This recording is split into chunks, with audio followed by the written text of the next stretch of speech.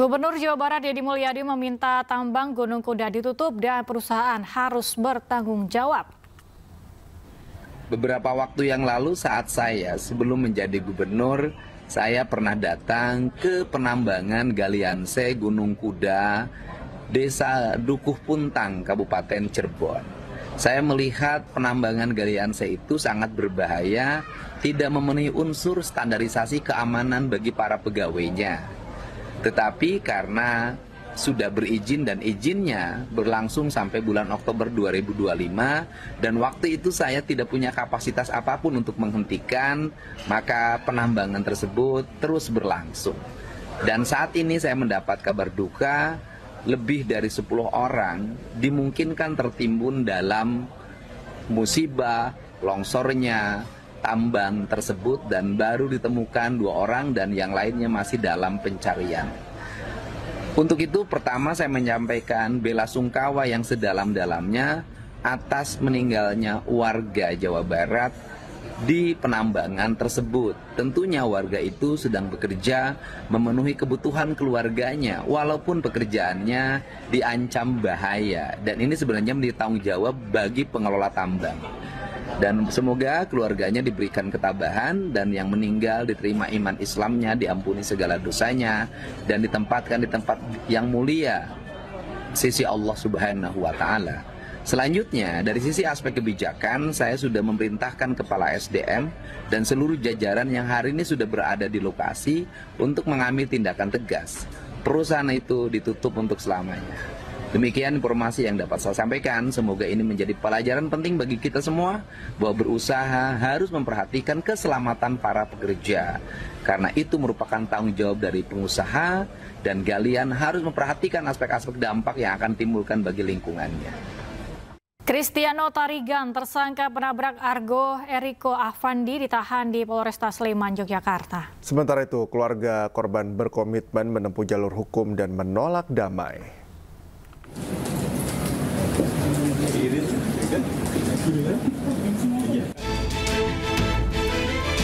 Warga mahasiswa UGM yang menjadi korban tabrak lari menolak damai dengan pelaku Kristiano Tarigan.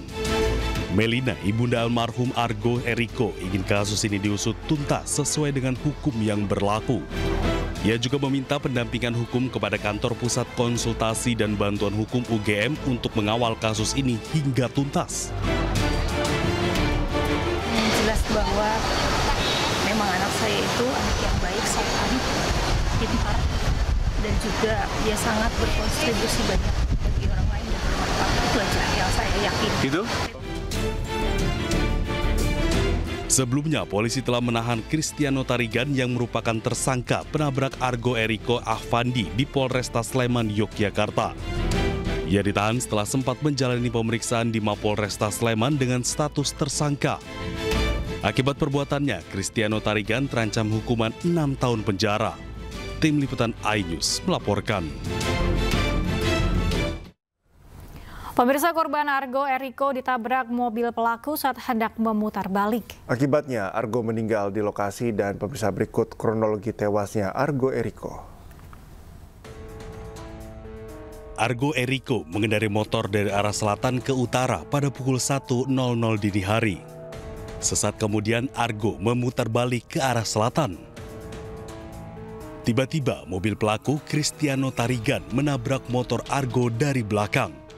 Pelaku Kristiano Tarigan mengendarai mobil dengan kecepatan tinggi. Akibat ditabrak, Argo meninggal dunia di lokasi, sementara Kristiano mengalami luka namun tidak segera ditahan oleh polisi. Beralih ke informasi lain, pemirsa, pemusatan latihan Timnas Indonesia di Bali menyedot animo supporter fanatik. Meski tak bisa memasuki area Bali United Training Center, mereka tetap antusias menanti kedatangan para punggawa skuad Garuda.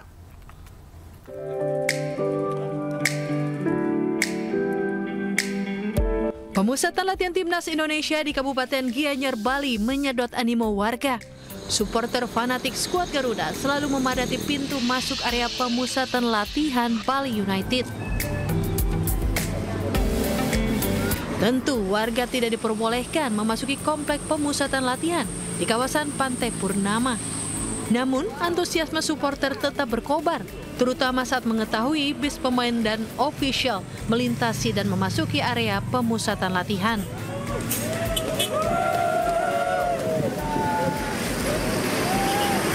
Supporter berharap CIZS dan kawan-kawan mampu meraup 3 poin saat menjamu Tiongkok dan mencuri poin di kandang Jepang. Berarti kepengen juga ketemu seperti itu? Kalau kepengen sih pengen, terutama nih anak saya nih. Anak saya juga pengen ketemu gitu kan. Ya. Bang, ini kan gimana? Jelang laga ya. Harapan masyarakat untuk timnas sendiri seperti apa? Kalau harapan sih ya pasti semua berharap bisa dapat poin ya. Lawan Cina mudah-mudahan sih bisa menang. Saya tahu dari sosial media, saya lihat-lihat dari sosial media juga. Ya.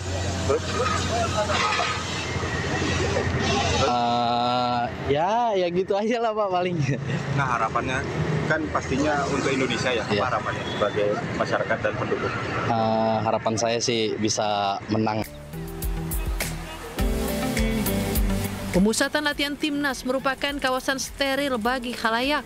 Kebijakan tersebut ditempuh agar timnas benar-benar fokus dan nyaman selama melakoni sesi latihan selama 5 hari di Bali. Dari Gianyar, Bali, Ketut Catur Kusuma Ningrat, iNews melaporkan.